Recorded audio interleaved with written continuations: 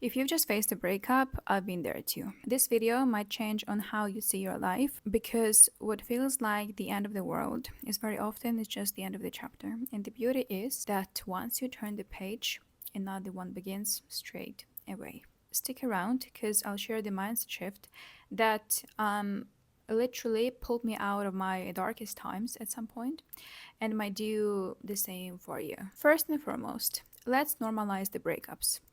They were right for you evolved, and they stopped being right for you. Why do we suddenly believe that the end of something is always bad? Why do we literally, hit the reset button? We erase everything good that we had and we experienced with that person. And we declare that, this relationship has failed. Or we say that this was a mistake. Honey, no part of your journey is a mistake. Imagine walking down the street, right? Like long, long street, the one that takes like years to finish. And you stumble. And then what? You just keep walking, aren't you? It's inevitable that you stumble at some point because, the longer your journey is, the longer the way is, there is a bigger chance of rocks and some, imperfections down the road, or you simply get tired. And this is not a negative mindset to expect bad things to happen. It's just the law. This world isn't perfect, and that is exactly what makes it perfect. However, what you feel now is completely valid. It's okay to feel pain. It's okay to feel shattered. It's okay to feel grief. It's a natural response of your body, and your body is your friend. You gotta let it feel whatever it wants to feel. Do not ever suppress your emotions. Actually, it is even like backed up scientifically. I'm pretty sure that a breakup feels like a death, like an unwanted breakup. Because if you lose someone, God protect you, of course. But if this happens, are you gonna pretend that everything is fine? Well, clearly it's not. No, right? And if you do, please stop suppressing your emotions.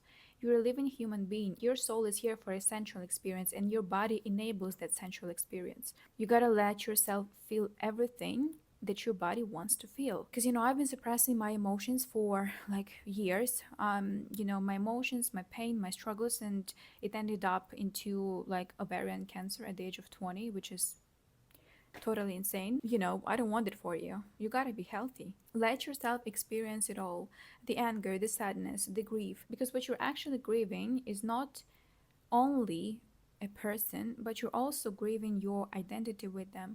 You're grieving your plans, your um, memories, your future, and that's okay if you're hurting. It's weird if you're not hurting. You must let yourself feel it all and then proceed with the next steps that I actually am about to share. So let's proceed with the actionable steps that always help me. Step number 1, we write a letter to them.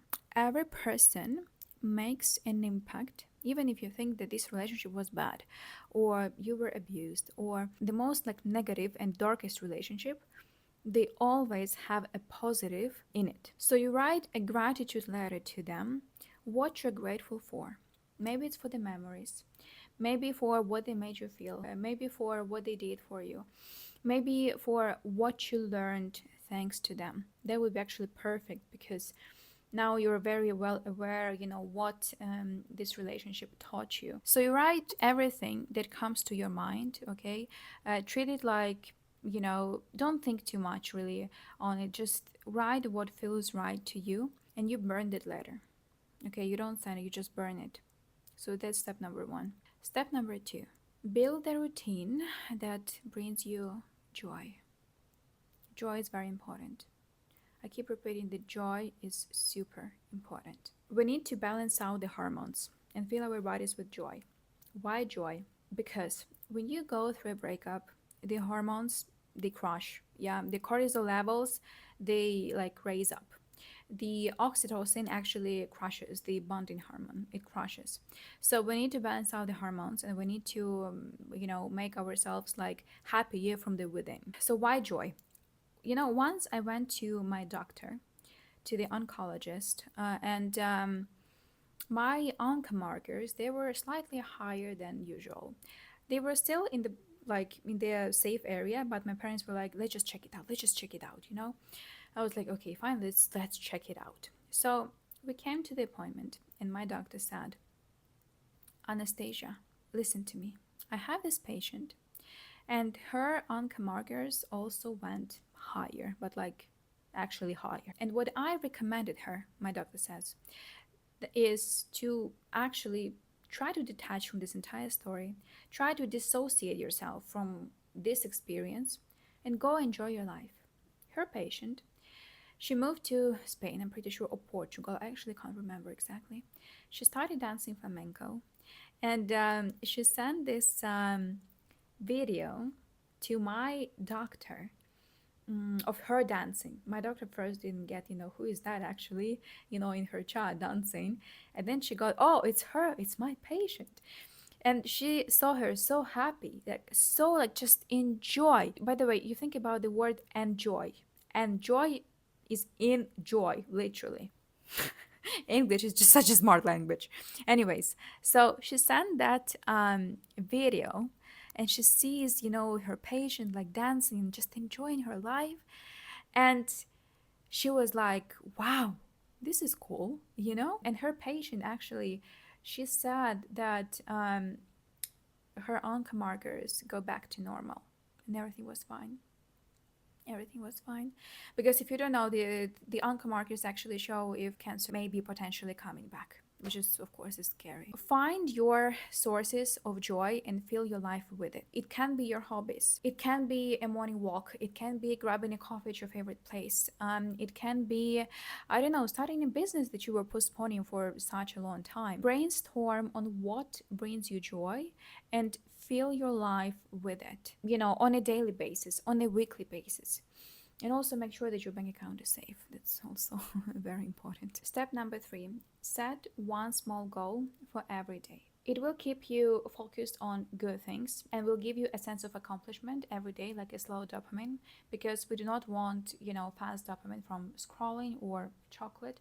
We want slow dopamine from little goals that you hit, like walking, exercising. For example, what I have is 10K steps at least 5 days a week. I know that on some days I'll be busier than usual, so I said this at least 5 days a week I do 10K steps or more, and I can totally recommend that. Not because it's a mainstream among girls in wellness, but because walking without any distractions, it works as an EMDR therapy. It helps to process your emotional memories, trauma, and stress. Step number 4, I always do a special practice, actually 2, on breaking the energetic bond, energetic connection with another person. Even after a breakup, a woman is feeding her man, her ex-partner, with her energy.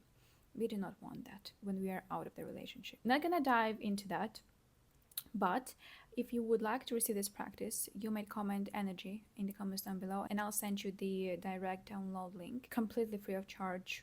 My gift for you. We girls gotta support each other. Also, if you enjoyed the video this far, please hit the like button and subscribe. I would highly appreciate it. And let's move further. And you might be thinking, okay, what if I did all of that but still I feel like I will never feel okay again? I've got a mindset shift coming up for you, and it changed everything for me during my toughest moments in life.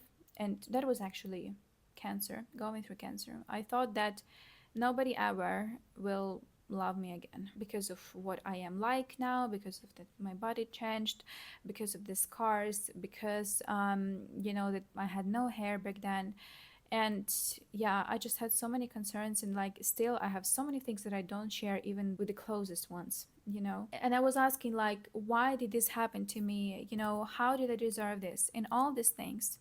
And at some point, thanks to learning about things, thanks to self-improvement and studying so much about myself on spirituality and in general on so many things, I went beyond the borders of my body, of my human avatar, of my ego, and I went up to the level of my soul. And I completely changed the question from, why me, to what my soul chose this experience for.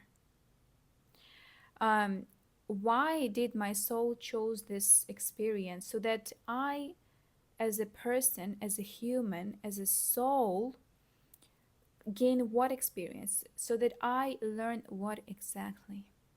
Because no experience in your life is random. Whether you like it or not, you attracted every single experience into your life by yourself. Either it's with the karmic baggage, either it's with your beliefs, either it is with your thoughts, either it is with some voices in your head that are not even yours. So it can be different things, depends on your specific situation. And this shift, it wasn't just words, it was a shift of energy from victim to creator. Like once you start asking the right questions, it becomes a start to your comeback story. If you have repeated patterns in your relationships, there are probably beliefs that keep attracting the same kind of people, that keep you stuck in a cycle. Or maybe there is a karmic lesson that you must learn. Maybe you have a karmic baggage of some sort that you gotta, like, pay off in a way, but it doesn't mean that you're gotta suffer. Okay, nobody's here to suffer. Nobody's here to suffer. Everyone is here to enjoy their life. The reason why you don't enjoy your life and you suffer is because of the wrong perspective, and wrong perspective is actually coded in your emotions that you gotta understand. And I talk about this in my other videos. I faced this situation. It was like a repeated pattern in my life, that I meet guys who have all the means to, like, invest in me, and they wouldn't do it. And I figured out why. So I learned that I still gotta do healing on my receiving wound, which actually comes from conditional love. Back in childhood, I always was loved conditionally, and I get to, like, earn love in a way. It also concerns worthiness and not overgiving in order to be loved. Okay, so these are the things that I learned thanks to these people. If not these people, I wouldn't gain this experience. I wouldn't learn. Like, you just gotta accept that whatever experience you have, you get, it makes you rich. It makes you wealthy. Experiences make you wealthy. Okay. On that note, I have started offering one-on-one sessions. First 10 of you would get it completely free of charge in exchange for a simple testimonial. If you have a specific request that you can't find answers to, on your own, in the dating or outside dating, I'll be happy to see what I can help you with. Please follow the link in the description box down below, book your session, and I will see you in my next one. I'll see you soon. Bye bye.